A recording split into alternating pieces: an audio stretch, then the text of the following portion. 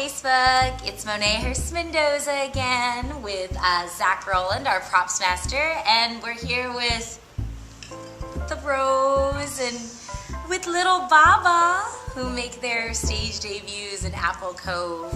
So tell me, what do props masters do? Well, a props master essentially supplies everything to the show that is touched by the actor. Whether it's a rose, curtains, and it even encompasses set dressing to that extent. It's a lot of work. I can it's imagine. all the odds and ends, you know, Yeah. the bric-a-brac that really makes something a real place. Absolutely. Let's talk a little bit about these roses, since they're such a major part of the show. So tell me a little bit about the process behind them.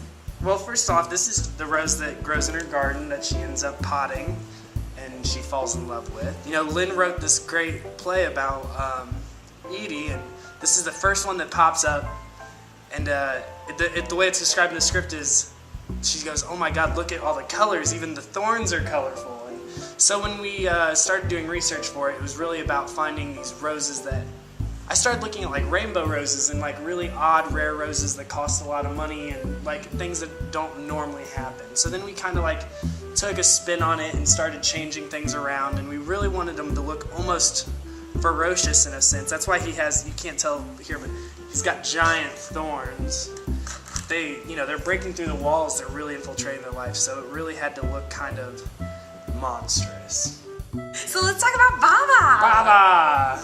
What about Baba? Oh, Baba was a project. Well, Lynn writes in that she has a puma, and a puma hand puppet of all things, right? So that is obviously not on the market, so we had to find a supplier that sold stuffed pumas, and then I had to Frankenstein them together.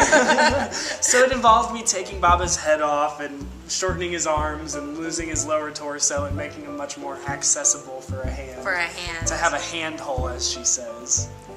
Yeah, put Baba on. And then also, well, we don't want to give away too much. Yeah, we can't. Baba. We can't give up too much. But this is Baba. You know, Zach, you've been with us this is your second season now, right? Yeah. Yeah. 4 shows. Such a long time. They can't get rid of me. They really can. Don't leave. So can you talk a little bit about your experience with Women's Project and what it's like to work on new work and be a props master in New York City, sort of that kind of thing? Yeah, well, what's interesting, I should say, about new work is that no one's done it before. And so some of the props are like these things that, you know, makes sense in a writer's head, you know, and they're usually magical and fantastical and they defy physics. So what's challenging as a props master is really coming up with how to do that and not have a previous example of how someone's done it. So you really kind of have to just make your own way and kind of just play around and see how it actually can work to the way that it fits what they see in their head. You want to talk a little about Women's Project and your relationship with us? Oh, well, I just love the Women's Project because we get such great new works in, and it's great to have, you know, people I think sometimes think that, you know, the idea of having a women's theater group is, you know, maybe a little dated or something like that, but it's just so important because we don't have too many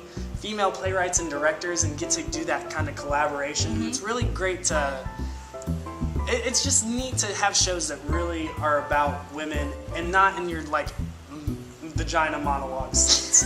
You know, I mean, these are about women and real women and the struggles that they go through and stuff like that, and it's a different mindset than you see in a lot of plays, I think. And to focus on that is rare. Well, thank you so much, Zach, Thank for you, Monet. talking. Yay! Come see Apple Cove.